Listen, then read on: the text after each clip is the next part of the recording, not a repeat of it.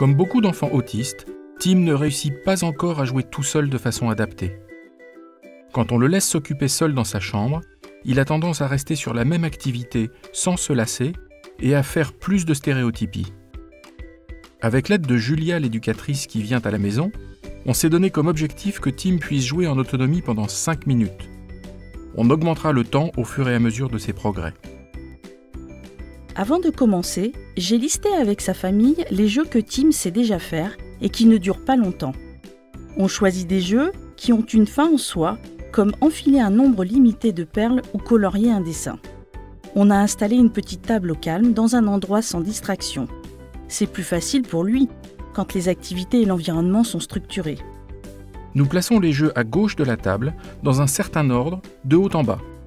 Et on met une barre d'activité sur laquelle on a scratché les activités dans l'ordre devant Tim. La dernière image correspond à la récompense que Tim choisit lui-même avant de jouer. Ça le motive à aller jusqu'au bout. À droite de la table, on installe un bac vide qui permet à Tim de ranger au fur et à mesure ce qu'il a terminé. Il enlève en même temps la petite image et voit ainsi mieux où il en est. Les premières fois, on ne met que 2 jeux, puis on augmente progressivement. Parfois, il est nécessaire de guider l'enfant pour qu'il comprenne plus facilement ce qu'on attend de lui. Ensuite, l'adulte va pouvoir s'éloigner. Pour aider Tim à jouer en autonomie, il est important de préparer une table pour jouer dans un endroit calme, sans distraction. On va toujours commencer par lui proposer des jeux qu'il sait déjà faire et qui ne durent pas longtemps.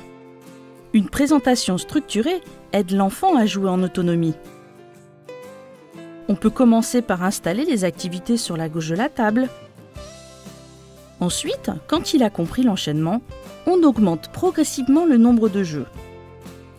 Et sur la table, on peut lui mettre un petit rappel en image des jeux qu'il doit enchaîner. On va poser à droite de la table un bac dans lequel il range ce qu'il a terminé. La dernière image sera une carte récompense, surtout en phase d'apprentissage, pour le motiver à aller jusqu'au bout. Il faut souvent guider l'enfant les premières fois, puis s'éloigner progressivement pour le laisser jouer seul.